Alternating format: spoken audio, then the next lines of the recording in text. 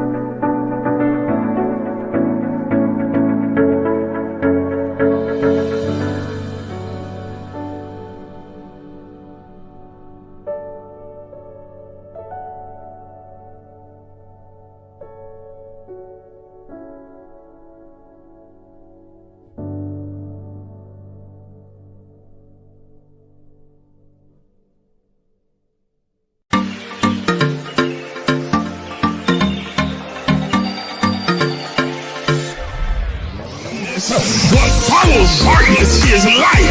That darkness is the indicator that light is getting ready to shine.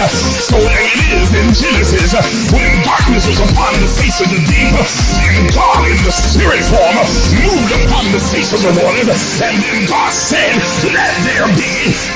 Because darkness precedes the light. Are you understanding what I'm saying? But he needs the darkness there so that God can move upon the face of the deep, so that the shift can take place. Listen, look at your neighbor and tell your neighbor that shift take place in the darkness. Oh God, y'all didn't hear what I just said. Everybody's not going to see the shift that's happening. They see the chaos, but they don't see the shift. They see all the craziness going on in your life, but they don't understand that underneath the darkness, God is moving in secret. He's moving in quiet. He's moving in the hidden places. He's moving in the cracks and the corners and the crevices. He's moving in places that you cannot see. And when the light comes, they're going to see a new order.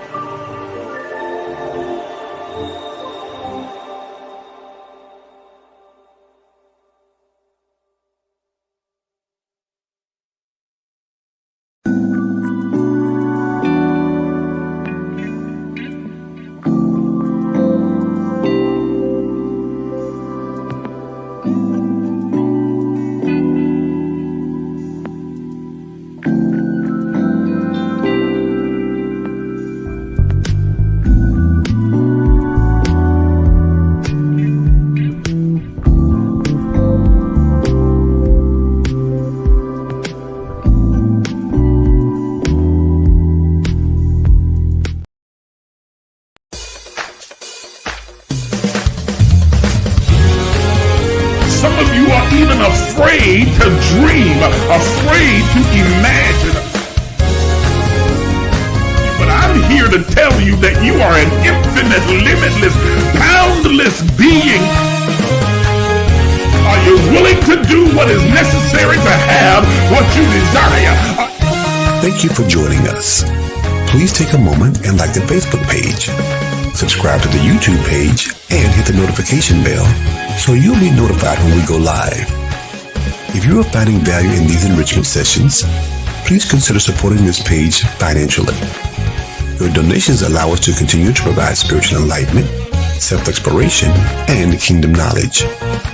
Also, consider becoming a partner because partnerships have this privilege. As a partner, you'll be able to attend our annual Partners Only Summer Summit, join us for our 6 a.m. virtual daily guided meditation sessions, weekly advanced empowerment sessions, regular prophetic insights and instructions, 30% discount on all Emerge books and merchandise, and a custom Emerge t-shirt. You'll also gain full access to the private Emerge Movement community page as well as group chats. Once again, thank you for watching. Good morning, everybody, and welcome to the Emerge Empowerment Session. I'm your host, Isaac J. Miles Sr., and I am so glad that you have decided to join me this morning as we continue our sermon series on the ministry of value. Today, we're going to talk about the language of boundaries. The language of boundaries. I am so glad. I welcome all of you watching me on TikTok, on Facebook, on YouTube, on Instagram, across all the platforms. Thank you for coming and joining me. I'm going to ask you to do a few things for me before we get into the conversation for this morning. Number one, I need everybody, and I mean everybody watching on every platform, to share this live. Share. Hit the share button and share it on your page. Share it in your group chat. Share it in your groups. Share it with your family, your cousin, your mama, your sister, your daddy, your brother, and them. Share it with everybody you can think of and invite them to come and be a part of this conscious conversation that we're having this morning. In doing so, you help me to extend and broaden and expand the reach of this platform. So I'm going to ask you to please share this live with everyone that you know. Number two, I'm going to ask you, those of you who are watching also, to please interact with this live. Whether it's getting the likes, double tapping the screen over here, or hitting the like button over here, and all of the other emojis that you can use to interact, and making comments. Please comment your questions, your thoughts, your insights, your input. I want this to be an interactive conversation with all of us. And I want you to interact because, again, that helps to push this video and the algorithm, and it pushes it out further, and we reach a broader audience. So I need your interaction. I'd like to get up. Last week we did about 9,000 likes over here. I'd like to see us break that 10,000 mark today. So I need you to double tap as you're coming into the screen and just like the video all the way through. Those of you over here, I need the same kind of interaction from you as well. And then finally, for those of you, I don't think you can do this on TikTok. Maybe you can, I'm not sure. But those of you watching on the other platforms, I need for you to tag as many people as you can. Yes, we're on Facebook. Yes, we're on Facebook. Toya, we're on Facebook. We're on YouTube. We're on every platform. I need you to tag as many people as you possibly can. I don't think you can tag on YouTube, but you can tag on Facebook. Okay, so tag as many people as you possibly can. You can do that on Instagram as well. And invite them to come. You alert them that we are live and on the air so that they can join us in the conversation. And as you're coming in, just say something in the comments. Say hello, good morning, how you doing? Hey, man, whatever you want to say, just to kind of let me know that you're out there and that you are watching. And those of you who are watching, especially those of you over on TikTok who are watching from around the world, comment where you're watching from, what city, what state, what country you're watching from. I'd love to see that as well. Put it in the comments this morning so that we can all see and we can all come together as one conglomerate family from around the world and across the country. So I invite you to interact and to involve yourself in what we're dealing with today. All right. So this is lesson 2 in this teaching series, sermon series, if you will, on the ministry of value. This one is entitled The Language of Boundaries. The language of boundaries. In our first session, we established that you are an immensely valuable spirit, that your spirit, your soul, your essence is immensely valuable, that you are an invaluable, priceless being because you are an animated expression of the all of everything. You are God incarnated in three-dimensional form. Now, think about anything that's precious. I want you to think about those things that you consider to be precious, priceless, or sacred, whether it's a garden or a cherished piece of jewelry or a particular country, a county, or, an heirloom that's been given to you. What do we do with those things that we consider valuable or priceless? What is one of the common things that we do? All of those things have boundaries or fences around them to protect them. Think about that for a moment. In this second sermon, the language of boundaries, we will delve into how setting healthy limits is actually a form of honoring your value. Okay? If something matters, you guard it with all you have. You guard it with your heart. You guard it with your life. You guard it wisely and strategically. This is not about shutting people out. It's not about cutting people off without any kind of, communication. We're not talking about cutting people off with no reason or just because it happens to be a new year, new me, and all of that kind of thing. But this is about actually honoring your value, honoring your energy, your spirit, honoring who you are as a being. If something matters, you always guard it, and you guard it wisely. This is about communicating self-respect as well as respect for others. It's communicating self-respect, but also respect for others. Boundaries, in essence, is a language of value, and we're talking about the ministry of value. They signal what we cherish, what we will accept, and what we won't accept, and how we expect to be treated. Remember, you teach people how to treat you. There's a researcher by the name of Brene Brown, and she wrote this quote that I thought was really outstanding. I'm going to read it to you. Daring to set boundaries is about having the courage to love ourselves even when we risk disappointing others. I don't know if you heard that or not, but I'm going to read it again. I want it to really sink in. I want that to soak in. This is a powerful quote from her. She says, daring to set boundaries is about having the courage to love ourselves even when we risk disappointing others. In other words, saying no when we need to is an act of self-love, though it may even ruffle some feathers and hurt some feelings. Saying no, and no is a complete sentence. Okay? Saying no is an act of self-love.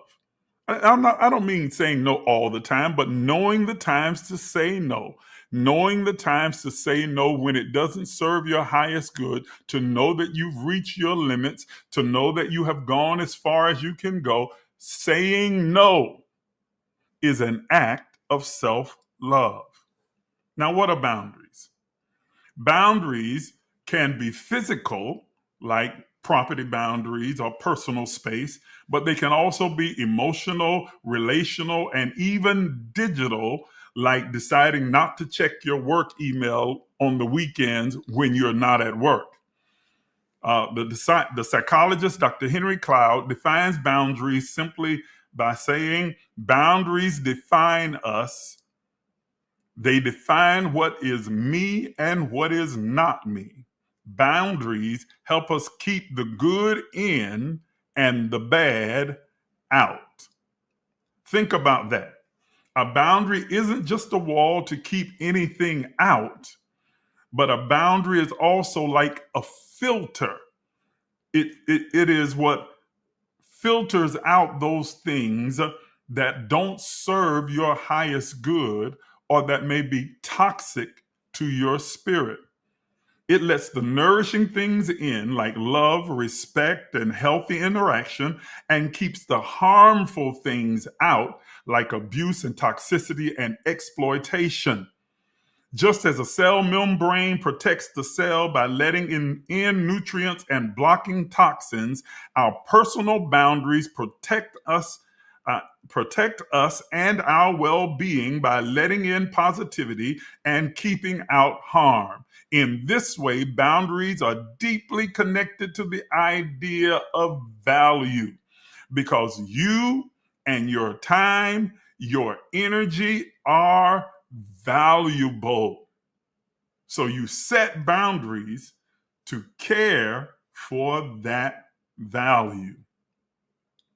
Now, from a metaphysical standpoint, we can think of ourselves as being energy, as being light. Have you ever walked into a room and immediately you felt drained? Or conversely, you met someone whose presence just made you feel uplifted and full? We often unconsciously sense boundaries or the lack thereof in the energetic field or the energetic realm. What some call an aura, that is the energy field around a person, is a kind of a natural boundary. When we are centered and confident, our energy field is strong and intact, and we don't easily absorb negative energy around us. But if we lack boundaries, we might feel invaded by others' emotions and their demands, especially those of you who are very empathic. You begin to feel this bombardment of other people's emotions and feelings and their desires, and it's almost like a parasitical effect where it begins to drain you of your energy. But that's not the fault of others.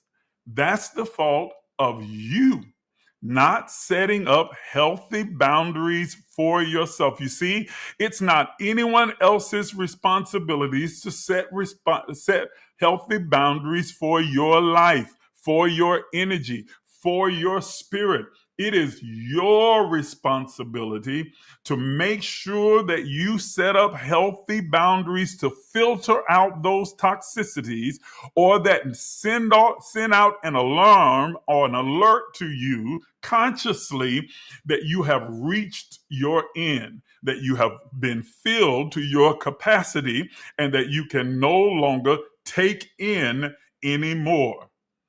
Let's look at from a biblical perspective. Jesus set boundaries. I know you don't believe that, but I'm telling you, the scriptures teach us that one of the best role models for setting healthy boundaries is Jesus himself. The Gospels often note that amidst hectic ministry, it says about Jesus would withdraw himself to what it called a lonely place, that is, to a place of isolation by himself, where he could pray and he could spend time in communion with the Father. Picture this. Great crowds are all around him, seeking him, asking him, pulling on him, people crawling through the crowd, trying to touch the hem of his garment. Everybody's trying to get to him. Everybody's trying to soak up everything they can from him because they've never seen anyone like this. But then Luke tells us in chapter 5, I think it's verse 16, that there were times when Jesus would withdraw himself from the crowd and go to that lonely place, go to that place of isolation, of seclusion, so that he would have time to rejuvenate himself through prayer and communion and meditation, time spent away with just himself, allowing his body as well as his mind to relax and rejuvenate and replenish. Now, if Jesus, the ascended master, had to withdraw and understood the value of setting healthy boundaries, what do you think that says to us? It is a reminder to us that we too need to set healthy boundaries for ourselves and know when we have reached the point of burnout, reach the point of our apex of capacity for dealing with everything and everyone else around us, and know that there is a time that we need to be secluded, isolated, shut away from the rest of the world and all the clamor and the demands and all of the chaos that surrounds us, so that we have time to sit quietly and replenish ourselves, to replenish our soul, to relax our mind, to give our body time to rejuvenate. In another scripture, Jesus also taught boundaries in relationships. In Matthew chapter 10, verse 14, he instructs his disciples. He basically says that if you go into a town and they don't receive you, don't get angry, don't get frustrated, don't get mad, don't get revengeful, don't become malicious. He simply says, leave that city and shake the dust from your feet. Now, most people think of that as judgment. It's not about judgment. It's about shaking off the residue of what may feel like rejection. But it is also an acknowledgement that you never stay in a place where you're not valued. Let me say that again. It is an acknowledgement that you never allow yourself to stay in a place where you are not valued. The colloquial saying is, go where you're celebrated and not tolerated. Don't just hang around and stick around and stay in a place because you're trying to prove a point to the people that are there. There's no point to be proven. Know your value, know your worth, and never allow yourself to remain in situations, circumstances, or relationships where your value is not recognized, appreciated, and honored. Let me say that one more time. Do not stay in situations, circumstances, or relationships where your value is not appreciated, recognized, and honored. Go where you are appreciated. Surround yourself with people who can discern the value that you bring. Set the boundary for yourself that I will not maintain relationships with people who take me for granted and don't see the value of my presence, of my intellect, of my gifting, of my ability, of what I bring to the table. If they don't celebrate and honor your value, then it's time to shake the residue and the dust from your feet. Take off those garments of neediness and codependency and remove yourself from unhealthy situations that only serve to drain you and frustrate you and aggravate you. Are you understanding the words that are coming out of my mouth this morning? We're talking about the language of boundaries. When you set healthy boundaries for your presence, your energy, your spirit, your anointing, your being, it is an act of self-love, but it also sends a message of worth and value to those that are around you. People that can have ready access to, when everyone has ready access to you and your energy, then you are decreasing the value of your presence. You need to set a boundary that sets a bar, that lets people know that if you want the advantage, the privilege of experiencing the fullness of my energy, my gifting, my talent, my creativity, my power, my knowledge, my brilliance, my excellency, then you need to step up, recognize, acknowledge, and appreciate the value that I bring. And you also need to make sure that you are practicing that same appreciation and recognition and honor for the people in your life. That you don't become offended because someone sets a particular boundary for themselves. You can't say yes to every invitation. Sometimes you've got to know when to say, you know what, I'm not going to be able to go out with you today, or I don't feel up to doing XYZ today, and that's okay. And people who respect and value you are not going to become resentful or hateful or mad or malicious or say things like, oh, you think you all that, or you too good to hang out with us now. No, they understand that this is a time you've set aside for yourself to rejuvenate yourself. Even with couples, those who are in these intimate relationships, whether you are married, dating, or in a romantic relationship, does not erase your identity and your need for your own alone time, your quiet time, your time to yourself, your personal space to grow, to rejuvenate, to replenish. And no one should feel threatened because you decide that you need some time away. When someone is threatened by the fact that you are saying, I need to withdraw for a period of time of rejuvenation, replenish, to give me some self-love and self-care, that is a sign of insecurity on their part, as well as disrespect of your boundaries that you are setting for your own life. Just because the two have become one does not mean that the two don't need to have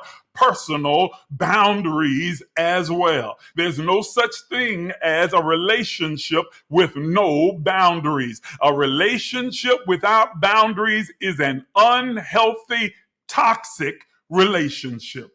I said it and I won't take it back. A relationship without healthy boundaries, with no privacy, with no boundaries set, no filter, is an unhealthy, toxic relationship. I know y'all don't like that one right there, but I meant what I said. Okay, he says to the disciples, you are not required to stay where you are mistreated or unwelcome, but shake the residue and the dust from your feet. Move forward without bitterness, without anger, without maliciousness, but with clear boundaries that you have set for yourself. Likewise, as we use for our base scripture for this entire series, he says, don't keep casting your pearls before swine or giving that which is holy or sacred to dogs. In other words, don't keep giving something that is of great value to people who don't know the value of it and who don't understand the sacredness of what it is that you have to offer, the importance, the immense value that is attached to it. Love yourself. Your love, your time, your wisdom, your brilliance, your creativity are the pearls of great price. They are valuable. They are priceless. Not everyone is ready, and some are not willing to honor that. And it's okay. It's not even okay. It's biblically encouraged to discern those people, places, and things, and then to withhold those things in that case. Jesus didn't try and force himself around the people who he had grown up with. Prophet is not without honor except in his hometown. And then he passes this lesson on to the disciples and says, if they don't honor what you bring, shake the dust and walk away. In mythology and history, cities built walls not just to defend themselves, but to define their identity. Think of ancient Jerusalem. Nehemiah in the Bible felt that it was vital to rebuild the broken city walls because walls symbolize strength and protection and dignity for the people. In a similar way, you can imagine your life as a sacred city or a sacred temple. You are the temple of the Holy Spirit, the presence of God. You are the temple of the divine. God in you, through you, and as you. You are the animated vessel of the all of everything, the creator of the universe. And so you have something within you worth protecting, worth shielding, worth setting boundaries so that not everyone can invade and drain you of that energy. Are you understanding what I'm saying? You can imagine your life as a sacred city or temple. The boundaries you set and what you will allow and what you will not allow are like the city walls. They establish a perimeter for your peace and for your value. If you leave a section broken down, if you leave a section of the wall unfinished, which is what Nehemiah was working on, if you leave any part of it vulnerable, anyone can wander into that space and cause confusion and chaos and anarchy and hurt and devastation and dysfunction. On the other hand, a well-attended wall with gates that you open selectively at your choosing keeps the inhabitants therein, your brilliance, your creativity, your anointing, your insight, your understanding, your empathy, your care, your love. It keeps those things safe and it keeps them flourishing. Consider also the personal myths that we tell. For instance, many of us have what I call the hero complex. You've heard that before. The myth that we think that we have to run and save everybody. The savior complex. That we have to be the Mr. Fix-It, Mrs. Fix-It. That you have to be the one that's always there for everybody else, always building them up, always taking care of them, always running to the rescue. You swim across oceans for those who won't walk across a puddle to get to you.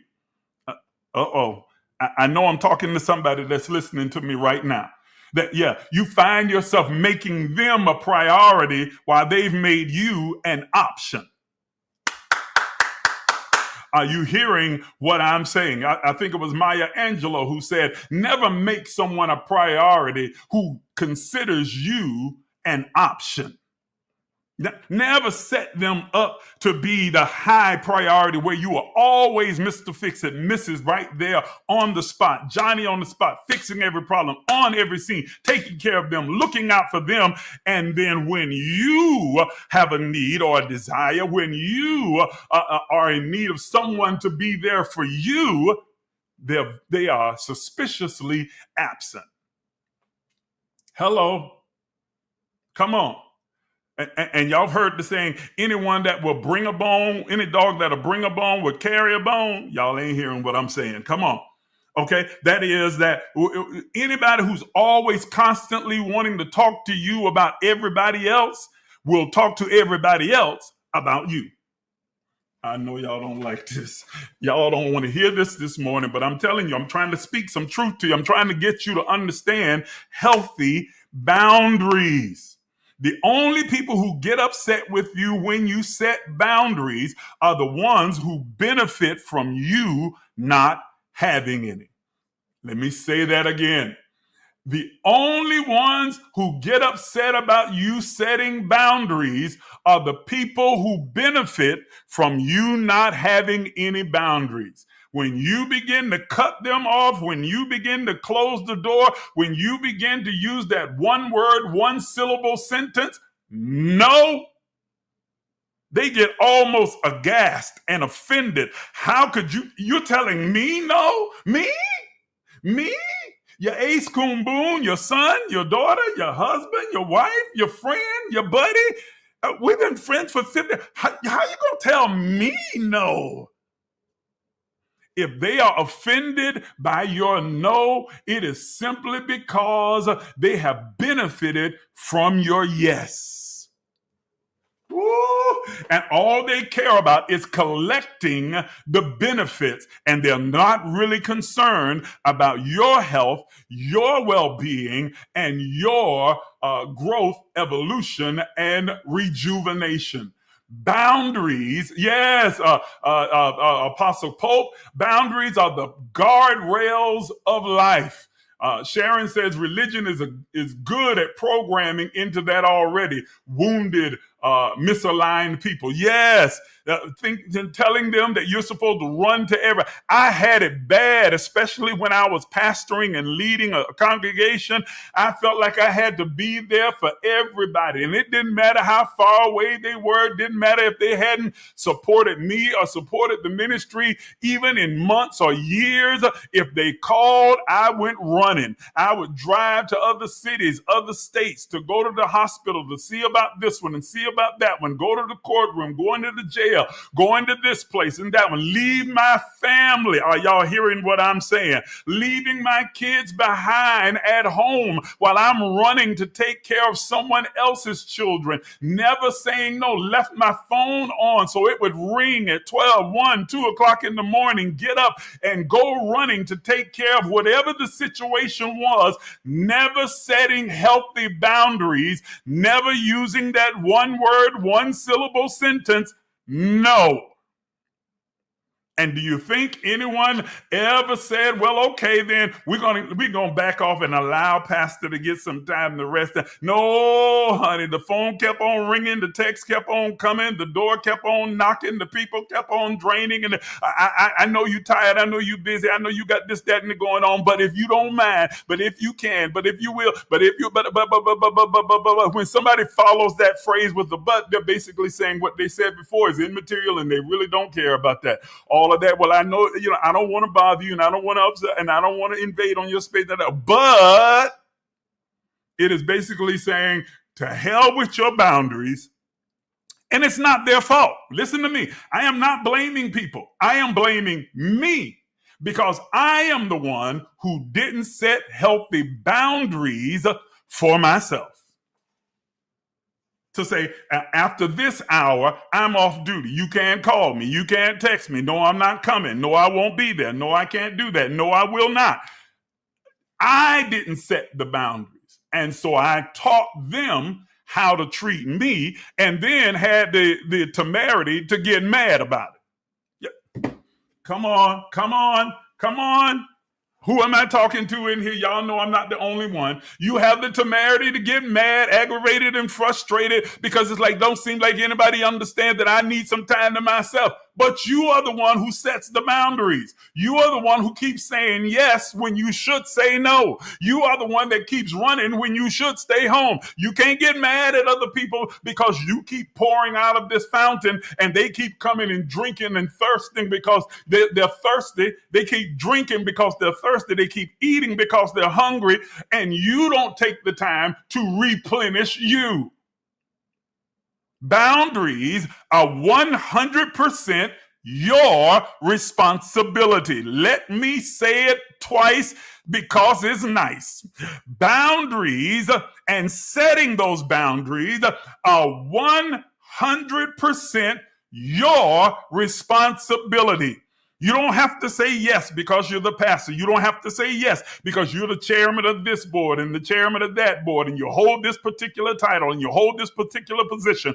You don't have to say yes because you work for the company and so therefore you got to be on call for them 24 hours a day. You can choose to turn off your phone, stop answering emails, y'all not saying nothing, not to take work home with you, not to say, y'all ain't hollering back at me, to say no, I cannot take away time from my family in order to be here for this meeting or that meeting or this particular event. No, I cannot come to this event. That doesn't mean I don't love you. It doesn't mean I don't support you. It doesn't mean that I don't think highly of you. But it also means that I have to set healthy boundaries for myself and know when my body's tired, when I'm emotionally tired, when I'm mentally drained, and I need to withdraw myself for a period of time. And if they cannot understand that, if they get angered and offended by that, then they don't respect your value. They don't honor who you are as a person. And if you don't set the boundaries, nobody else will. Did you hear what I just said? If you don't set boundaries for yourself, nobody else will, especially when you are especially gifted and talented and creative and brilliant and anointed.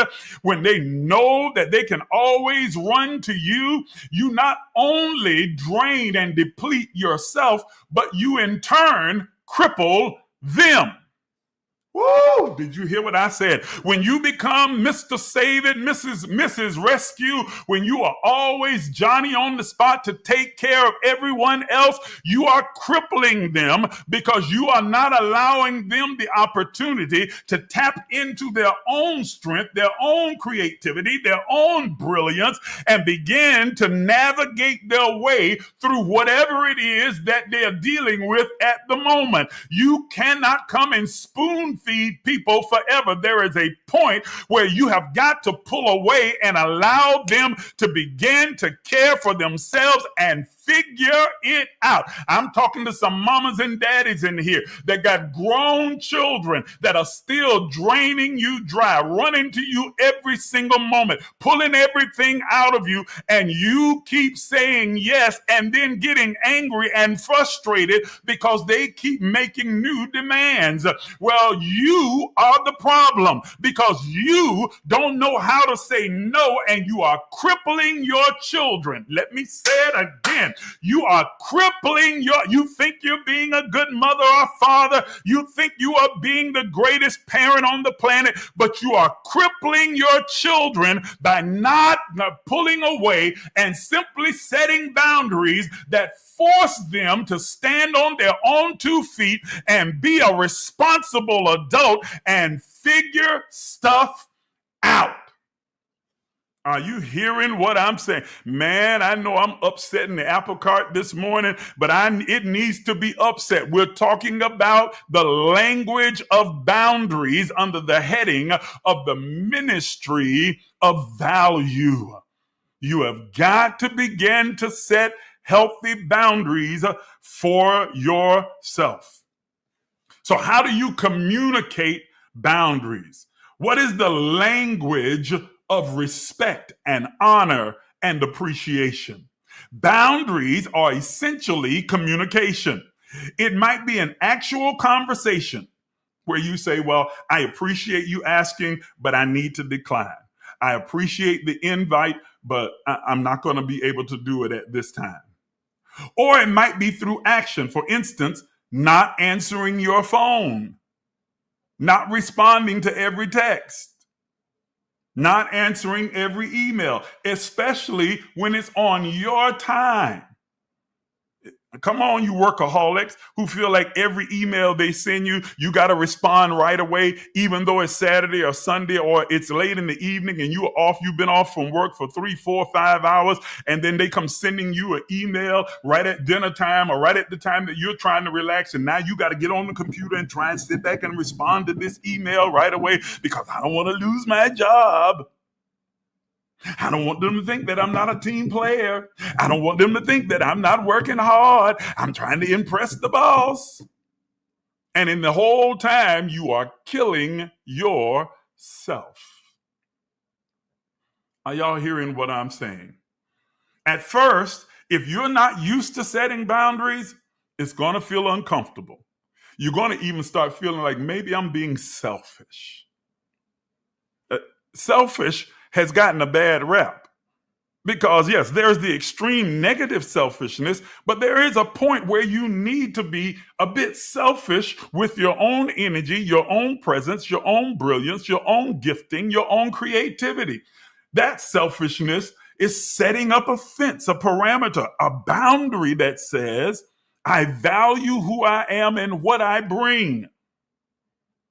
And I need to now be the physician that heals themselves. Are you understanding what I'm saying? Remember that healthy relationships have boundaries, all of them. Any relationship that's healthy has boundaries. Husband, wife, girlfriend, boyfriend, romantic partner, significant other, mother, father, children, all healthy workplace environments have healthy boundaries. And those boundaries are well defined and well known. And you have to be the one who put up the sign that says, this is private property. Are y'all hearing what I'm saying? Okay? Do not enter without invitation. If you don't, Apostle Pope says, if you don't respect your own time, no one else ever will. Are you hearing what I'm saying? That means sometimes cutting some conversations off. You are not going to get on the phone and talk to me 3 and 4 hours, just draining me of all of my energy while you yap about nonsense of no consequence, or you are constantly whining and crying about what's going on in your life. And I've already told you what you need to do, already given you insight, and yet you want me to keep repeating it over and over again because you just need to vent. Oh, no, honey. Go sit in meditation and vent to the universe and talk to God and say all that you need to say. You are not going to empty all of that stuff across my fence into my yard and have my whole yard littered with all of your junk. Hello? That's exactly what it's tantamount to a person doing. It's someone walking up to your well-manicured, pristine yard and bringing all of their garbage and just dumping it over the fence right into your yard. And you saying, okay, neighbor, thank you. Appreciate it. Ooh. And now you trying to turn their garbage into compost to try and nurture and nourish your grass. But some stuff does not degrade. It is not biodegradable. Some stuff just lingers like plastic sitting on top of your ground, your soil, poisoning it. Are you hearing what I'm saying? Okay? So it can feel uncomfortable and like you're being selfish, and you are, and that's okay. Tell others how to love you better. Teach people how to honor you, how to appreciate you, how to uplift you, how to love you by how you love, appreciate, and honor yourself. A friend who knows that you won't text after 9 p.m. because that's your family time or your quiet time or your rest time, or that you won't be talking at this particular period of time because you're fasting, because you're meditating, because that's your time that you're spending in consecration and rejuvenating yourself, and they respect and honor that. That's a true friend. The one who says, who you've made clear that this is my time, that I do these things, and yet they come barging in anyway, where they're taking their garbage and they're dumping it in your yard. And it says they don't respect, appreciate, or honor the value that is attached to your life. Are y'all hearing what I'm saying?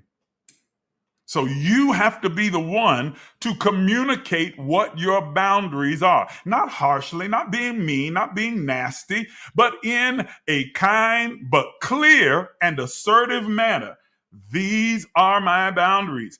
This is what I will and will not do. This is how far I'll go and how far I will not go beyond. This is my limit. This is what I can and cannot do. This is how I'm feeling, how I'm thinking. This is what's going on with me at this moment, and so I will not. This is my no, and my no is not nasty. It's not mean. It's not ugly. It is simply no, because I am setting a boundary for myself. It is, yes, respectful, Sharon. It is being respectful.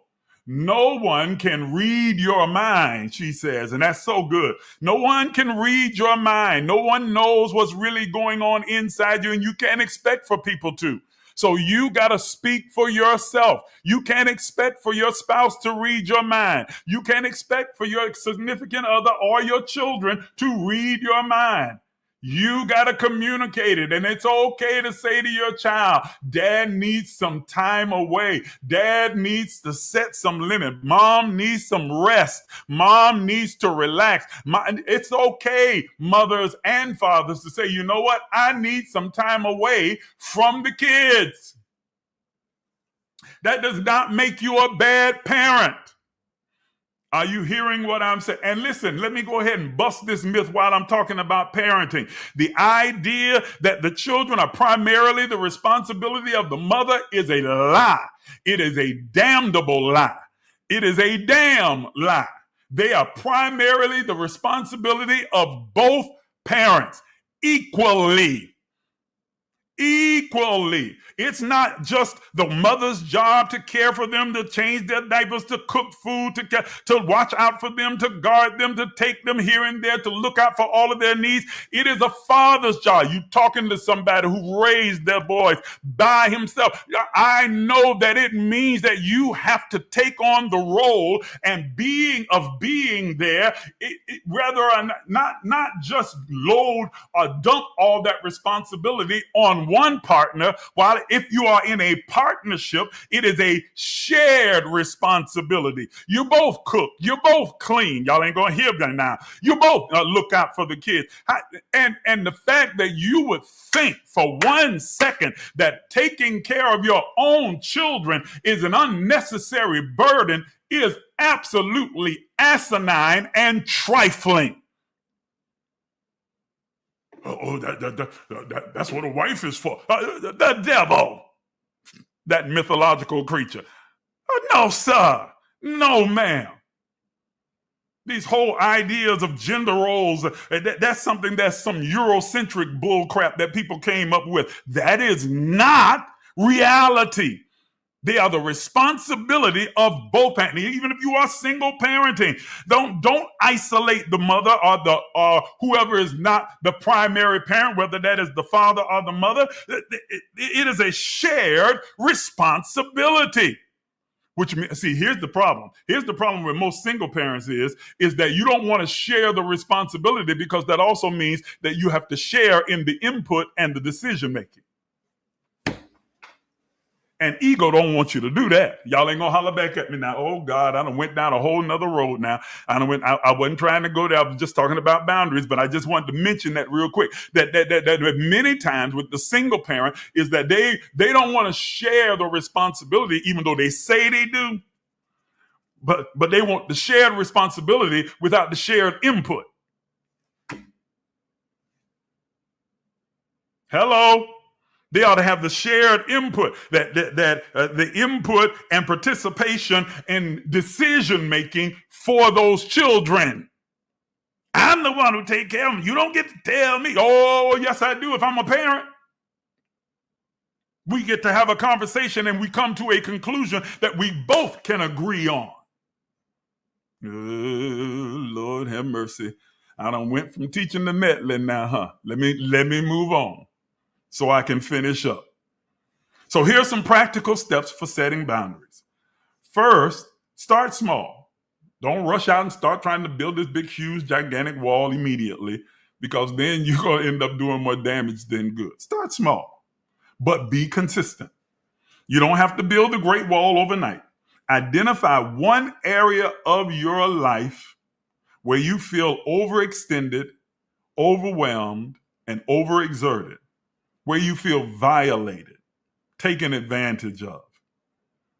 If it's at work, or if it's with your time, or if it's with your spouse, if it's with your children, maybe you realize you need to impose boundaries even where the usage of the internet and social media is concerned. Some of y'all live on social media. Can't go a moment without scrolling through. Once you've identified it, ask yourself, what am I feeling?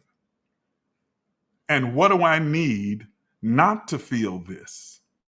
To feel better, to feel more centered, to feel at peace. Maybe you feel exhausted every weekend because you've committed to way too many events. Overextending yourself. I used to believe that every time the church doors open, I had to be there, and I expected everybody else to be there too. That is ludicrous and unhealthy. You don't have to be on every stage, and you don't have to be at every event, and you don't have to be there every time the church doors open. I don't care what your position is, whether it's pastor, leader, teacher, whatever it might be. You don't have to be there every time the doors open. That does not make you disloyal. It does not mean that you don't love the church or you don't love the people. It does not mean that you are somehow not a team player because you're not on every scene.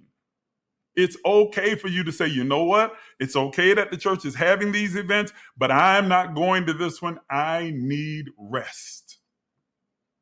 Oh, the devil tricking you, the devil deceiving you because what if that's the service where the miracle takes place and God is ubiquitous. God is in every place. And if this is the time that God wants to do something supernatural in your life, he can do it at your house. He can do it at the beach. He can do it at the mall. He can do it with your feet in the hot tub. He can do it wherever you are, he or she. I'm using the term he, but we understand that God is not he or she. The more relevant or accurate term would be it. It can do whatever it chooses to do in your life, anywhere, at any time, whether you are in that place or not. It's okay for you not to be on every scene. Ooh, I just cussed some folk right then. Okay? The boundary could be limiting social outings to one per week. Or Sundays are off limits for work. My weekends belong to me. Communicate that where it's relevant. Tell your friends kindly that you won't be able to attend every event, but you look forward to seeing them at another time. You might be amazed, and often others not only understand, but they might also admire your self-discipline and your self-honor. And then they'll start maybe doing the same thing for themselves because they see you doing it. Do you understand, especially those of you who are in leadership, that sometimes people run themselves ragged because they see you running yourself ragged, and so they feel like they need to emulate what you do? And so they go running with you. And these preachers around here with all these armor bearers and adjutants, I don't know where yes, I do know where it came from, but it's nonsense. It is absolute nonsense. What you need an armor bearer and adjutant for? Especially you got 25, 30 people, 10 people in your church, and 17 and 7 of the 10 are your armor bearers. What kind of... Ooh, don't even get me started. And you killing these poor armor bearers because they got to now carry your bag and do this for you and change your shoes and put on your lip gloss and give you hand sanitizer and help you do that. And everywhere you go, they got to go running along, trotting along behind you because they're your armor bearer. That's slavery. That's what I said. It's slavery. And they're around here scared to death. You yell at them and treat them any way that you want to and talk to them any kind. Because, being in close proximity to the man or the woman of God is an honor. And you got to be able to see things that other people don't see and hear things that other people don't hear. And I'm going to be harder on you than I am the other folks. And so that means I'm going to talk to you like a child and deal with you like you're dirt and put demands on you that I wouldn't put on other people and all. That's nonsense. That's some church bullshit.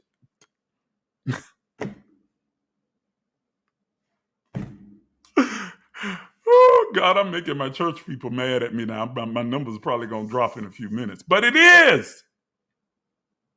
Set boundaries. It's okay for you to tell your pastor no. What? Yes. Your pastor is not God. Your bishop, your prophet, your spiritual leader, your guru, your shaman, your minister is not God. It is okay to tell them no. It doesn't make you less saved, doesn't make you less holy, doesn't make you less righteous, doesn't make you less anything. It does make you smart enough to know how to set healthy boundaries for yourself. It's okay to say, no, Pastor. I'm not going to do that. No, I'm not going to be there. No, I'm not going to do. No. With no explanation. Simply, no. What you mean, no? Did I stutter? Did you not understand the word? It's a one-word, one-syllable sentence. No. I don't have to explain.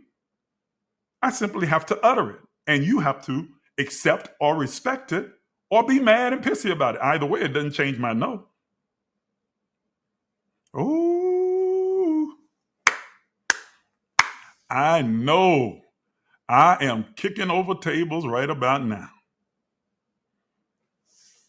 Boundaries are a form of compassion. It is not compassionless. And I'm almost through. One misconception is that boundaries are unloving. On the contrary, they enable true compassion. The famed writer and researcher that I mentioned earlier, Brene Brown, who we quoted earlier, also found in her studies that the most compassionate people are often the ones with the firmest boundaries. Why? Because they take care of themselves and they don't allow, listen to this, they take care of themselves and they don't allow resentment to build up inside of them. When you feel safe and respected, your heart remains open and loving. You are ready to do more and to give more when you feel honored, respected, loved, and you are refreshed and rejuvenated. You give freely because you want to, not because you feel like you have to. Ooh. Can I park there for 1 second? There is a huge difference between doing something because you want to and doing it because you feel you have to. This whole conversation around submission in the church, where they talk about women need to be submissive to the submission, should be a response to honor, love, respect. It should not be a demand or a command. You gonna submit to me, woman. See, no. A woman submits because she wants to, because she trusts you, she honors you, she respects you, she understands that you are seeking her highest good, that you are always doing those things that are necessary to make sure that she's cared for, safe, and secure. That you are always there for her, that you respect her boundaries, that you care enough for her to pitch in and to do those things that are necessary to lighten her load. Then she willfully submits because she chooses to. And here's the thing, I know I'm getting ready to cuss again. Submission should run both ways. Ooh, that's what I said. There's a time when you need to acquiesce and submit to your wife because you don't know everything. That's the reason you have a partner, to offer you a perspective that you may not have seen. You don't have to be the one that's right all the time. Sometimes you need to say, you know what, baby? You are absolutely right. Absolutely right. Especially if she happens to be more gifted, more brilliant, more talented in a particular area than you. Man, you better humble down, shut up, and let her go ahead and soar, because when she soars, you soar. Oh, God, I tell you what, I didn't know I was going to get into all of this morning. I'm probably losing some of my men this morning because you're like, oh, he keep picking on the brothers. I'm not. I'm talking about boundaries and compassion and honor, reverence and respect.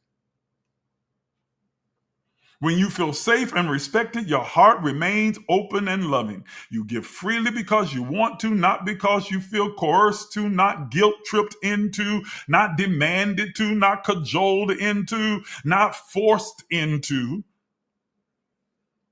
but simply allowed to be. And then you willfully step into the roles that best serve you. Thus, setting boundaries actually prevents bitterness and resentment and sustains love in the long run. It's a language that might sound like, I don't care about you and me, so I need this boundary in place. For example, telling a loved one, I really want to hear about your troubles, but I'm not in a good mental space to listen right now. Can we talk tomorrow? I really want to discuss this particular issue, but I'm not in the emotional mental space to deal with it right now. Can we talk about it at a later date? Is not disrespectful or evasive. It is setting a healthy boundary, and it is beneficial to the two of you. Do you really want to have a conversation with someone who is in the wrong mental and emotional state to have it with you? that leads to a huge argument where misunderstanding and misalignment can take place. So don't get offended because your partner says, I need some time to process this, and then we can talk about this at a later date. Or how come you didn't bring it up right at the time? Because I wasn't in the headspace to talk about it at that time. Is that okay? Yes, it's okay. Are y'all hearing what I'm saying to you? Boundaries are a form of compassion. It's far better than forcing yourself to listen, secretly stewing in fatigue because of the possibility that you're going to snap because you're already tired, frustrated, and in the wrong mental space. The boundary of wait until tomorrow, wait until another time, wait until I've gotten myself together honors not only them, but it also honors yourself as well. You'll be able to listen better, hear better, communicate better, and come to a rational conclusion better when you're both in mental space to be able to handle it, and emotional space. So let me close. I want you to affirm with yourself. This is your call to action, to begin to set healthy boundaries for your life. Start small, like I said, by just identifying some of those small areas where you know you have given people open, unfettered access, and they have just absolutely drained and worn you out. Begin to set up some small, healthy boundaries. Use that one word, one syllable sentence, no, without feeling the obligation to explain, and simply set the boundary for yourself, knowing that in doing so, you are not only valuing yourself, but you are teaching others to value and honor you as well. Practice the language of boundaries. If you can start this week by just doing it in one situation, you don't have to do a broad, sweeping, dramatic change. Just start with one situation, one circumstance. Set a healthy boundary for yourself in one relationship. Set a healthy boundary for yourself. Choose one thing and do so with grace, with kindness, with love. If someone requests something and you feel that inner tug or dread or obligation, give yourself a moment to pause, to discern, is this something that serves your highest good? Do you really desire to do, go, or be whatever it is that they need or desire for you to be at the moment? I hate that TikTok makes me solve puzzles right in the middle of my live.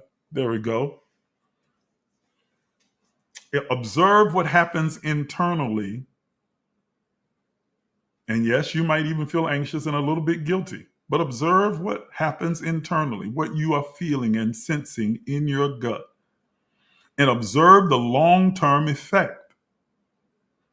And then set your boundary.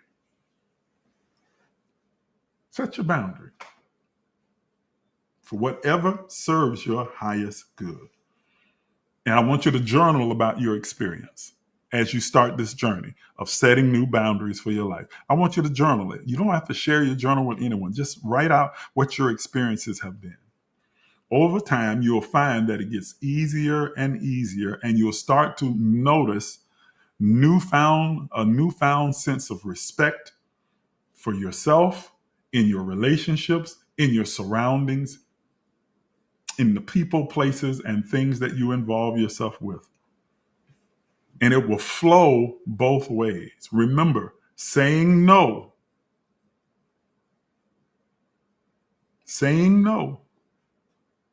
is a complete sentence. And every no protects your value and raises the value of your next yes. This is the language of boundaries. I pray that you were blessed, encouraged, and empowered by this teaching this morning. I pray that it brought you the kind of insight and light that you need to begin to take these tools, this tool, under the ministry of value, learning the language of boundaries, to begin to embed your lived experience. Thank you so much for tuning in. I want to give every one of you an opportunity to sow into this particular platform. I'm asking everyone on every platform, whether you're on TikTok or on Facebook, YouTube, or Instagram, to take an opportunity today, if you will, and if you desire, to sow a seed, a significant seed, into this platform to help me to continue the work and to demonstrate your value and honor and respect for this platform.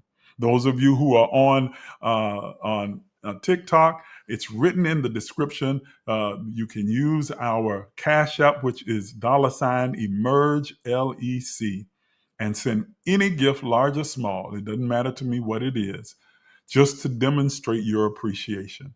Those of you watching us across the other platforms, on your screen right now is all of the ways that you can give. From our CashApp, Zelle, PayPal, and Venmo. Those of you who are partners with the Emerge movement, you know what we ask of you to do. I'm asking you to make sure you align yourself with that energy and that generosity and continue to give, especially those of you who are on the financial fitness plan. Man, this plan is supercharged. It is powerful. We are seeing people's financial situations turn around within a year, and within 5 years, you go from working for your money to having your money work for you, simply by following the financial fitness plan. Now you're saying, well, what is the financial fitness plan? Well, you have to be a partner with Emerge to find out. So partnership has its privilege. So you should consider becoming a partner with the Emerge family. Thank you again for tuning in. I appreciate and love each and every one of you. I honor you, your life, and your value, and your time. Have an absolutely wonderful and stupendous, outstanding day.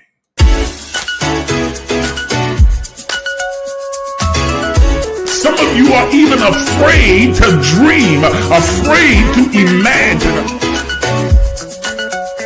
But I'm here to tell you that you are an infinite, limitless, boundless being. Are you willing to do what is necessary to have what you desire? You've been listening to Apostle Isaac Miles, the disruptive innovator, a mentor, an author, a motivational speaker, an entrepreneur, and the founder and spiritual director at emergelec Life Enrichment Center. Please take a minute to subscribe, like, and share this page. If you'd like to become a partner, you can do so by emailing us at emerge.lifecenter@gmail.com. Again, that's emerge.lifecenter@gmail.com. Once again, thank you for watching.